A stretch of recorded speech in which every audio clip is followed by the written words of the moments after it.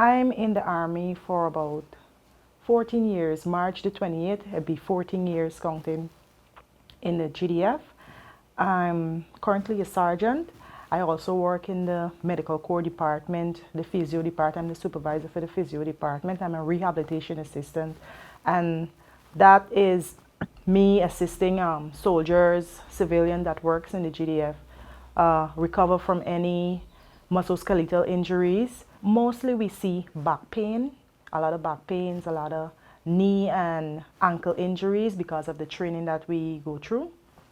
But I would love if we can have a department like, let's say, the Guyana, the hospital.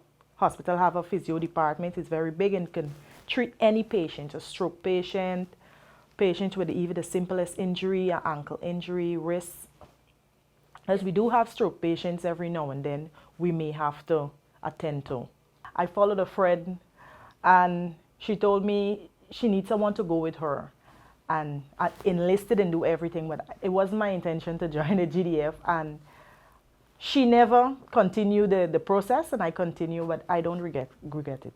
Actually, I wanted to become an IT technician. I like fixing stuff. I still like doing it, but I do it at home mostly. I don't try to practice it at work because you don't want to damage any of the government's equipment. But I still practice it at home. I'm a kind of a, would say, a handy woman. I like to be involved in everything. My uncle teach me a little bit of plumbing, another uncle teach me a little bit of electrician. So I kind of see myself as an all-round. I don't want to just be a physical therapist in one area because you may have, as a woman, you may have a little of handiwork around the house. Not all the time you may want to, you have a male around to do it for you. You want to do it yourself, and you get a sense of pride when you do something and it's done good, and you get a sense of pride. The GDF has changed me a lot. Before I joined the GDF, I can say I was a very, I had a lot of anger, but it helped me to curb that attitude. In 2012, they had a pageant, which I was crowned Miss GDF in 2012, and from that I got a scholarship to go to school, and that's where I went and did the rehabilitation assistant, and I also got the best student of that course.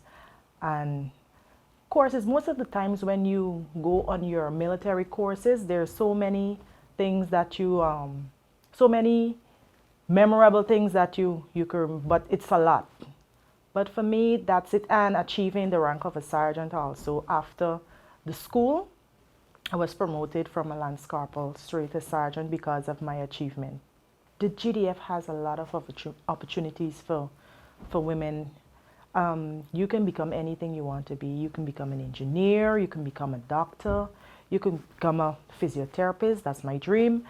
You can become an IT tech. There's a lot of opportunities and a lot of job careers in the Army, and it not only gives you a paying job, but it gives you so many more you can accomplish. The challenges many women might face when they come into the Army, when they're enlisted, is mostly for some women, because that was one of mine. It's mostly of a physical challenge with the physical training. You may not be up to par as the male, but you have to keep pushing yourself, right? The physical challenge, that's it. Because most of the times you have to do the same thing just as the male, because you're not giving any special privilege. You have to do every single thing as the male on course, at work, everything. Just a little advice to the young female that now are enlisting. Don't let anybody tell you anything different. If you want to become an Army woman, you join, put your mind to it, put your mind to the training, because after the training, you go to your unit, you'll train in so many different other fields. Don't let anybody tell you any different, because when I was about to enlisted, I had so many negative comments about it. This is what's going to happen, and a lot of negative comments, but I never take heed to them. I always push forward, and like I said, I prayed a lot.